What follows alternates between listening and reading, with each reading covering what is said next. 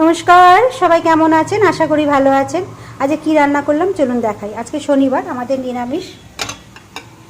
এখানে রান্না করে নিয়েছি আলু পোস্ত। আলুটাকে একটু আমি সিদ্ধ করে ফেলে দিয়েছি নুন হলুদ দিয়ে। তারপর কালো জিরে তেজপাতা ফোড়ন দিয়ে আলুটাকে ভেজে নিয়েছি নুন হলুদ দিয়ে।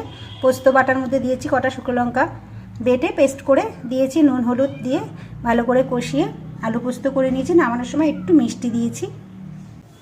এখানে রান্না করে নিয়েছি বিউলির ডাল। আজকে কাঁচা বিউলির ডালই করেছি, ভেজে করিনি। দেখুন বেশ সুন্দর গলেছে।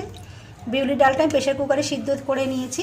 নুন হলুদ দিয়েছি, ফোড়নে দিয়েছি মৌরি ফোড়ন, তেজপাতা ফোড়ন, শুকনো লঙ্কা ফোড়ন, নুন হলুদ, একটু আদা বাটা, মৌরি ভেজে গুঁড়ো করে দিয়েছি নামানোর সময়, আর একটু চিনি দিয়েছি। দিয়ে বিউলির ডাল করে নিয়েছি। খেতে খুব ভালো লাগে বিউলির ডালটা। আচ্ছা, ডালের পাতে করে নিয়েছি এখানে বেগুন ভাজা, নুন হলুদ দিয়ে ভেজে নিয়েছি বেগুন ভাজা, চিনি দিইনি আমি বেগুনে। আচ্ছা, আর এখানে আছে গরম গরম এক হাঁড়ি ভাত। ব্যাস, তাহলে আজকে এই পর্যন্তই। এখানে আছে বিউলির ডাল, এখানে আছে আলু পোস্ত, এখানে আছে বেগুন ভাজা। ব্যাস, সবাই ভালো থাকবেন, সুস্থ থাকবেন। আবার সবার সঙ্গে পরে দেখা হবে।